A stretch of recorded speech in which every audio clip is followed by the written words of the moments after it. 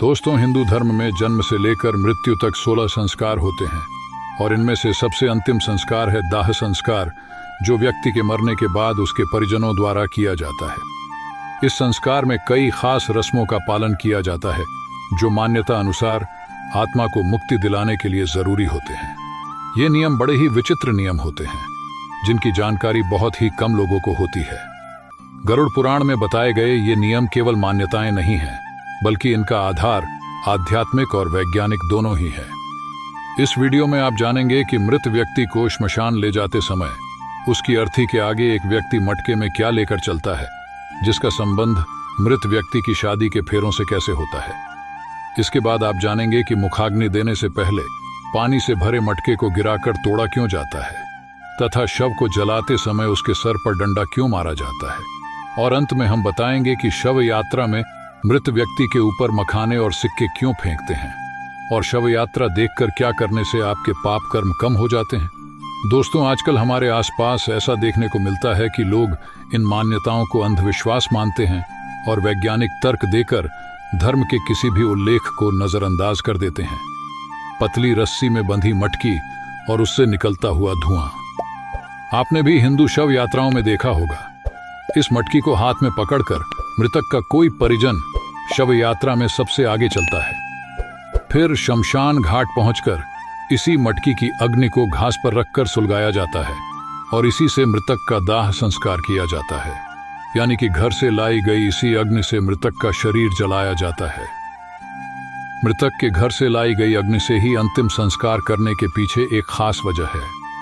दरअसल दूल्हा दुल्हन जिस अग्नि के फेरे लेकर वैवाहिक जीवन में प्रवेश करते हैं, उस अग्नि को मंत्रोच्चारण से घर में स्थापित कर दिया जाता है। आमजन व्यक्ति इसी अग्नि का उपयोग होम, यज्ञ, पूजन इत्यादि में पूरे जीवन करता है। यहाँ तक कि मरने के बाद भी इसी अग्नि से ही दाह संस्कार किया जाता है। पुराने समय की इसी प्रथा की मान्यता के रूप में आज भी घर से अग्नि जलाकर सुलगा हुआ एक कंडा या उपला मटकी में रखकर शमशान ले जाया जाता है और फिर इसी से मृतक का दाह संस्कार किया जाता है। आइए अब बात करते हैं कि मुखाग्नि देने से पहले पानी से भरे मटके को गिराकर तोड़ा क्यों जाता है। दोस्तों, अंतिम संस्कार के दौरान शव को चिता पर लिटाकर मृत व्यक्ति का लड़का या कोई अन्य परिजन पानी से भरा घड़ा अपने कंधे पर रखकर चिता के चारों तरफ परिक्रमा करता है। इस घड़े में एक छेद होता है जिससे पानी निरंतर गिरता रहता है। परिक्रमा करने के बाद यह घड़ा जमीन पर गिराकर तोड़ दिया जाता है, जिसके बाद ही शव को अग्नि दी जाती है। आइए जानते हैं ऐसा करने का धार्मिक और वैज्ञानिक कारण। दोस्तों, शास्त्रों के अनुसार हर चीज नश्वर है। सजीव से लेकर निर्जीव तक सभी एक निश्चित समय पर नष्ट हो जाते हैं। हिंदू धर्म के अनुसार जीवन एक छेद वाले घड़े की तरह है, जिसमें आयु रूपी पानी हर पल टपकता रहता है और ऐसे ही बूंद बूंद करके मटके से गिरते गिरते वह पानी कुछ ही समय में खत्म हो जाता है। ठीक वैसे ही जैसे किसी जीव की आयु एक निश्चित समय पर समाप्त हो जाती है। जब आयु खत्म हो जाती है तो निष्प्राण शरीर जमीन पर गिरकर नष्ट हो जाता है। इसी के प्रतीक स्वरूप घड़े को जमीन पर गिराकर तोड़ दिया जाता है। इस प्रथा से समाज को विरक्ति का संदेश मिलता है और मृत आत्मा का अपने संबंधियों से मोह टूटता है। दोस्तों, अगर आपको ऐसा लगता है कि इसके पीछे सिर्फ अंधविश्वास है, तो आपको बता दें कि ऐसा बिल्कुल भी नहीं है। दरअसल इसके पीछे एक ठोस वैज्ञानिक कारण है। पुराने समय में शमशान घाट नहीं हुआ करते थे। ऐसे में शव को खेतों में जलाया जाता था।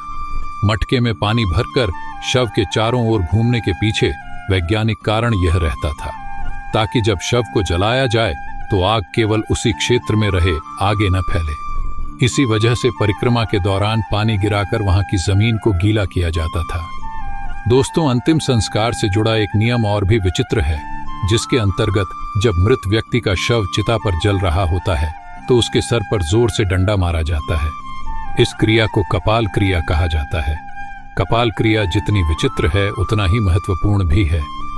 आइए अब बताते हैं इसका आध्यात्मिक और वैज्ञानिक कारण। गरुड़ पुराण के अनुसार शव को जलाते समय यदि उसका कोई अंग शेष रह जाए तो इसको अशुभ माना जाता है।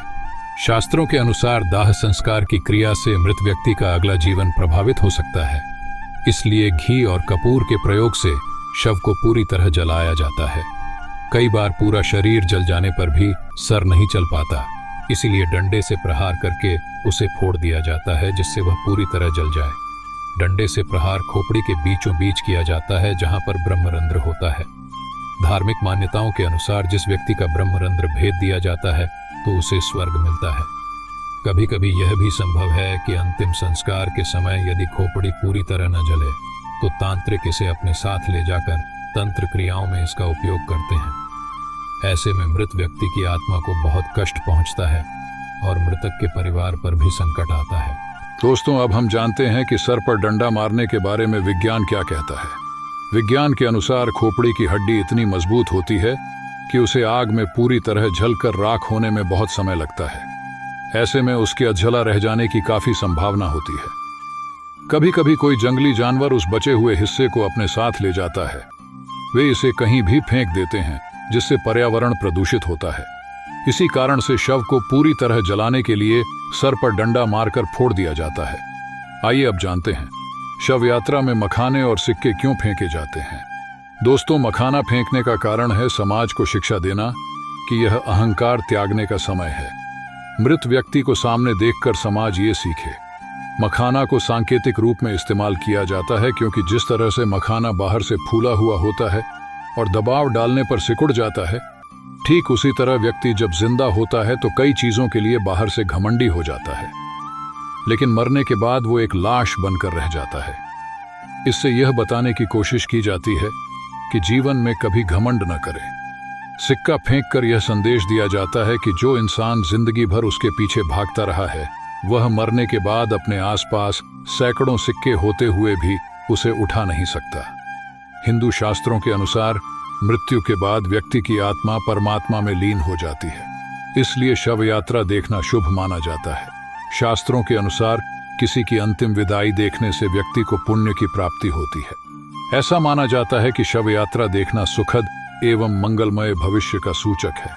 मान्यता यह भी है कि यदि काम पर जाते समय शव यात्रा दिख जाए तो अधूरे काम पूरे होने की संभावनाएं बनने लगती हैं। दुखों का नाश और सुखी जीवन का आगाज होता है।